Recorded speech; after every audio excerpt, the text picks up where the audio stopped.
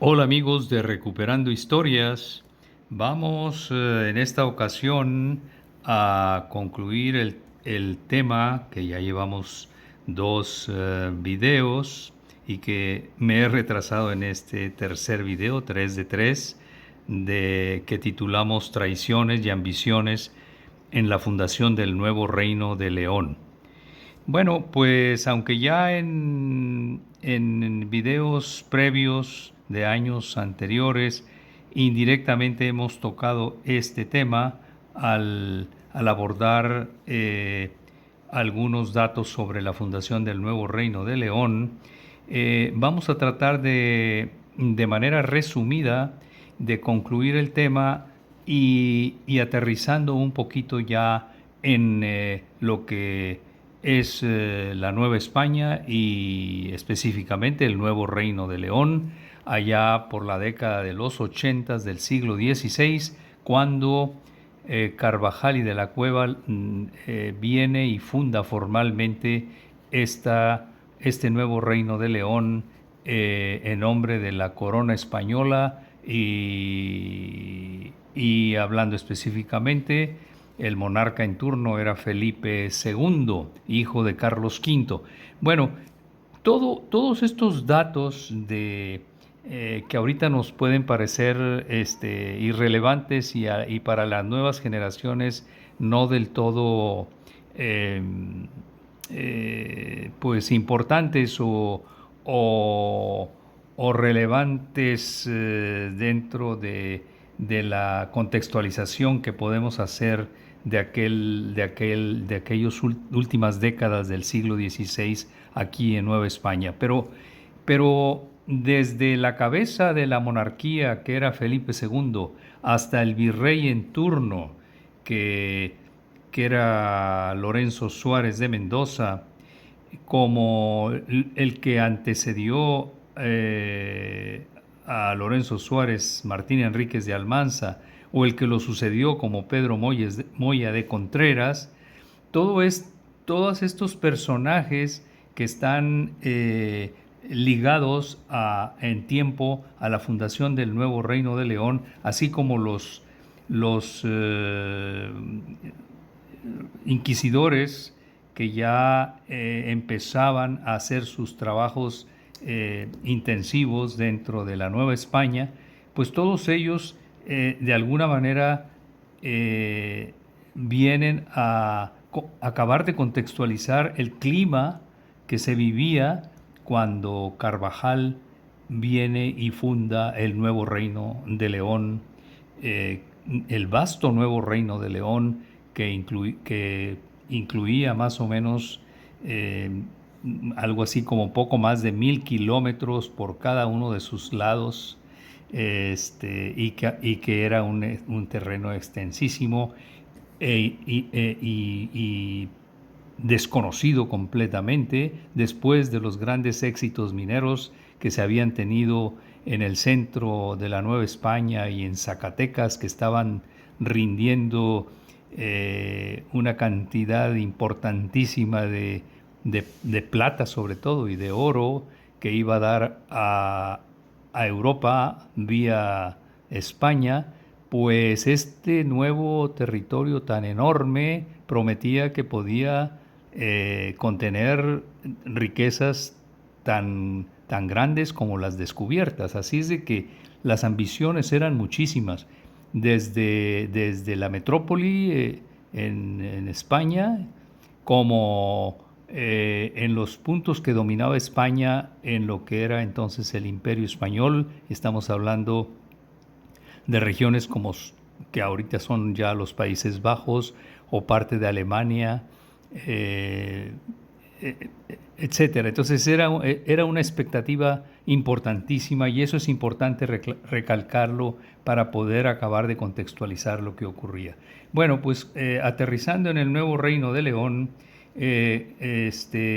y ubicándonos en la década de los 80, decía, del siglo XVI, eh, eh, previo a esta década, previo a 1580, ya Carvajal y de la Cueva había incursionado en estos territorios y había contactado con otros personajes como Alberto del Canto, que habían explorado, que habían sido los primeros exploradores y que daban cuenta de lo que se podría esperar de estas regiones en materia minera y en otro tipo de recursos. Y bueno, en esas primeras exploraciones que hace Carvajal, pues el virrey era Martín Enríquez de Almanza. Y, eh, y bueno, cada uno de estos virreyes, y voy a empezar en el video anterior de este tema, ubicaba a lo que en la península ibérica representaban todas estas familias que desde el medioevo habían tenido un poder, sobre todo militar y económico, altísimo y que rivalizaban en poder con la corona misma. Y entonces hablaba de los Mendoza, de los Velasco, de los Enríquez, de los de los Velasco y de los Sotomayor y Zúñiga, de los Luna. Bueno, todos estos personajes que ya desde el medioevo habían ostentado un poder inmenso en la península ibérica y que en ellos se apoyaba la monarquía en turno para, para mantener un cierto control territorial e ir avanzando sobre el sur, sobre la parte andaluza, y cómo fueron ganando terreno hasta expulsar, hasta el triunfo en Granada respecto a los musulmanes y hasta la expulsión de los judíos en 1492. Pero ya para ese tiempo, o inmediatamente después, todas estas familias pierden, pierden poderío porque ya el orden bajo el cual se organizó la península y bajo los reyes católicos y los que lo sucedieron fue diferente. Pero al mismo tiempo fueron el gran semillero para mandar a sus hijos y nietos legítimos e ilegítimos o naturales a lo que era la conquista y la colonización del Nuevo Mundo. Y ahí entra Nueva España y específicamente el Nuevo Reino de León. Bueno, pues si mencionamos aquí en Nueva España, cuando empieza la figura de los virreyes, que es hasta 1535, pues vamos a ver, nada más voy a mencionar los nombres: Antonio de Mendoza y Pacheco. Estamos con un Mendoza. Decir Mendoza, de la familia Mendoza, es, repito, una de las familias que por siglos ostentó un poder inmenso en toda la península ibérica. Luego le sucedió a Antonio de Mendoza Luis de Velasco y Ruiz de Alarcón. Es hablar de un Velasco, que era otra familia con un poder histórico altísimo.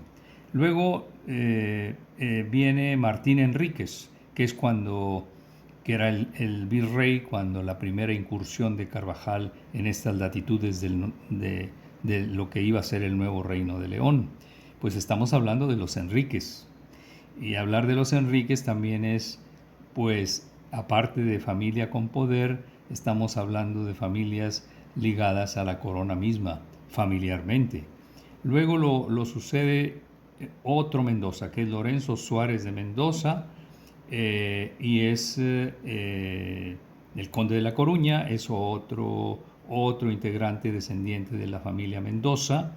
Y así nos podemos ir sucediendo. Luego viene un Manrique de Zúñiga, luego viene otro Velasco, luego viene otro de la familia Zúñiga y Velasco, luego viene otro de la familia Mendoza y Luna, y luego viene otro de la familia Sotomayor, de la región gallega, que ya los hemos tocado en otros videos cuando hablamos de Cristóbal Colón, de la teoría del origen real de Cristóbal Colón. Bueno, pues vemos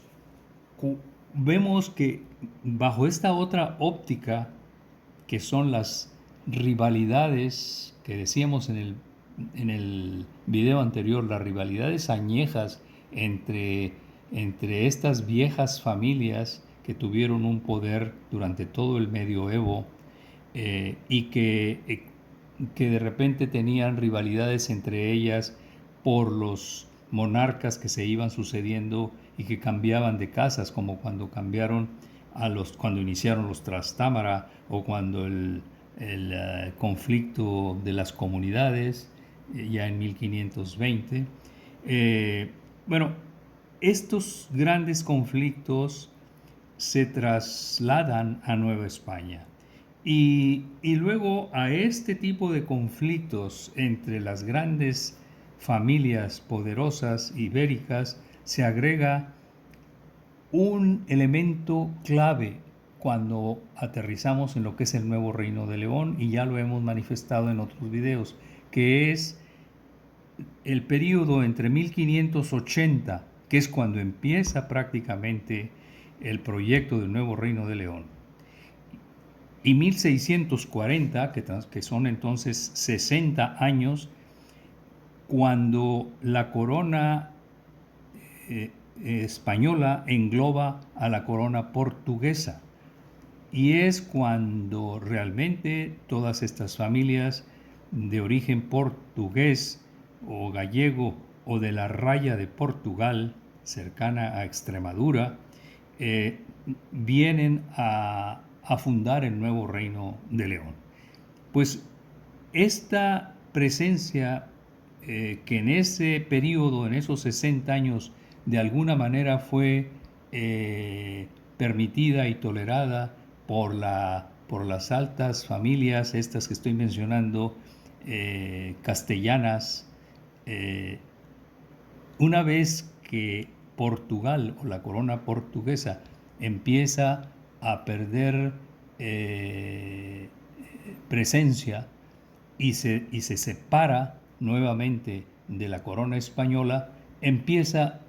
una oleada terrible contra todo lo que sonara a portugués o a lusitano, y ahí estaba el nuevo Reino de León como el foco o el punto más significativo de presencia lusitana en lo que era la Nueva España, y ya conocemos todo lo que ocurre. Bueno, pues si mezclamos todos estos datos, que los estoy mencionando de una manera muy general, estaríamos más o menos señalando las distintas rutas que se fueron entretejiendo para que,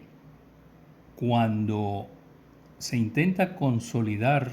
y entre comillas consolidar, la colonización del nuevo Reino de León, ya la lucha y las grandes ambiciones hacia o contra, en este caso, Carvajal y sus lugartenientes, era mayor. Desde el virreinato, y tal vez desde la misma corona, aunque todavía estaba Felipe II, desde la misma corona y de los grandes poderes que emanaban desde la metrópoli, y no se diga desde aquí, desde el virreinato, ya todo apuntaba a que el nuevo Reino de León y su proyecto iba a ser abortado, o iba a ser transformado y reglamentado bajo otras reglas. Y todos los convenios y todos los tratos que habían quedado por escrito en las capitulaciones entre Carvajal y Felipe II se vienen abajo ya en el terreno práctico. Y se vienen abajo, y ya conocemos esa triste historia donde la familia del gobernador Carvajal paga con su vida y la Inquisición hace su trabajo, que aunque muchos se obstinan